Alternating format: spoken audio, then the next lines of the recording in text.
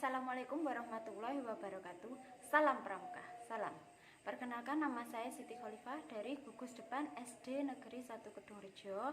Motivasi saya mengikuti KMD ini yaitu untuk menambah ilmu pengetahuan tentang dasar-dasar kepramukaan dan menambah pengalaman yang nyata agar dapat kami tularkan kepada peserta didik yang ada di sekolah saya.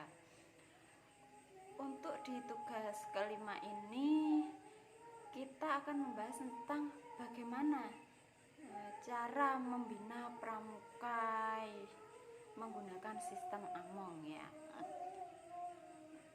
Untuk dapat membina dengan baik, maka seseorang harus mengenal, mengerti, dan memahami dengan benar siapa yang dibinanya, terus jumlah orang yang akan dibina. Membina peserta didik yang lebih muda usianya akan lebih sulit dan memerlukan perhatian dan kesabaran. Membina peserta didik didasarkan pada satuan terpisah. Pembinaan harus menarik minat peserta didik. Terus ada lagi mengenal sifat dasar pramuka siaga. Jadi sebagai pembina kita harus mengenal dulu bagaimana sih sifat dasar pramuka siaga itu. Senang meniru, senang berdendang, dan lain-lain. Terus cara menghadapi pramuka siaga. Bagaimana juga cara menghadapi pramuka siaga itu? Dilakukan dengan penuh kasih sayang, lemah lembut, membina siaga. Materi pembinaan pramuka siaga banyak dibungkus sehingga dibuat semenarik mungkin. Terus permainan perang-perangan tidak cocok untuk kejiwaan siaga. Siaga harus sudah diperkenalkan secara nyata bagaimana setiap hari berbuat kebaikan, baik dalam latihan maupun melalui pesan pembina untuk melaksanakannya di rumah.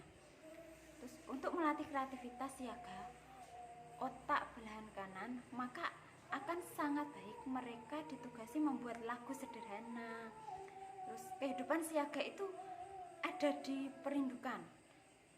Pembina lebih banyak engarso song tulodo. Terus pramuka harus dibina sesuai dengan minatnya untuk mengabdi dan berkarya melalui proses learning by doing, learning to earn, earning to live, terus living to serve, learning by teaching.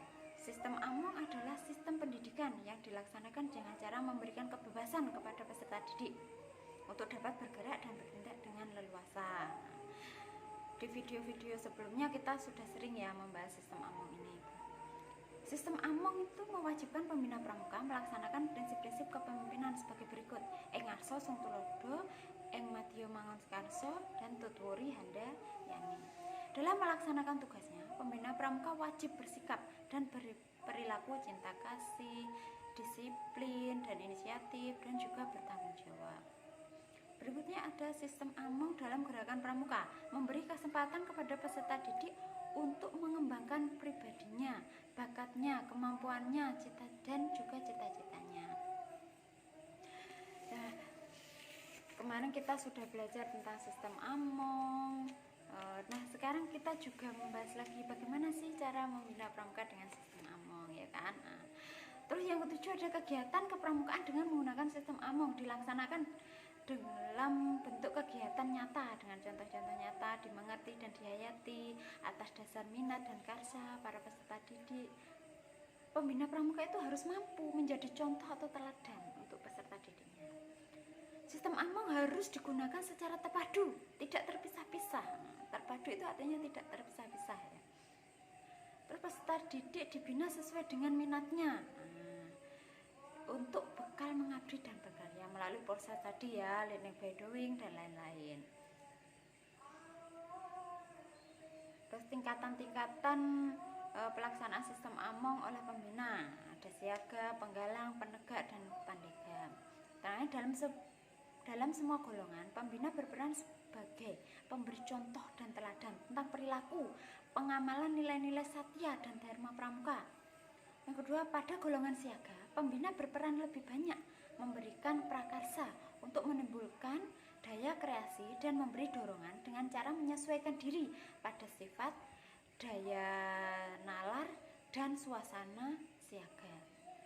Terus pada golongan penggalang, pembina berperan sebagai pemrakarsa sebagaimana pada siaga mulai menurun tetapi membangkitkan dorongan semangat, memberi motivasi dan membangun kemauan lebih besar.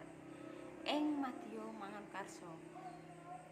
Terus pada golongan penegak, pembina mengambil peran sebagai pamong dengan sikap memberikan keleluasaan pada penegak dalam mengamalkan satya dan dharmanya untuk beraktivitas dan berkreasi. Atau ini disebut tuturi handayani ya. Pada golongan pandega, pembina mengambil peran sebagai konsultan dengan sikap lebih memberikan keleluasaan pada pandega dalam mengamalkan satya dan dharmanya untuk beraktivitas dan berkreasi, tuturi handayani dalam membina diri, membina satuan, dan membina masyarakat. Mungkin sekian itu pada tugas kali ini. Akhirul kalam, wabillahi taufiq wal hidayah, wassalatu wainayah. Wassalamualaikum warahmatullahi wabarakatuh. Salam Pramuka. Salam.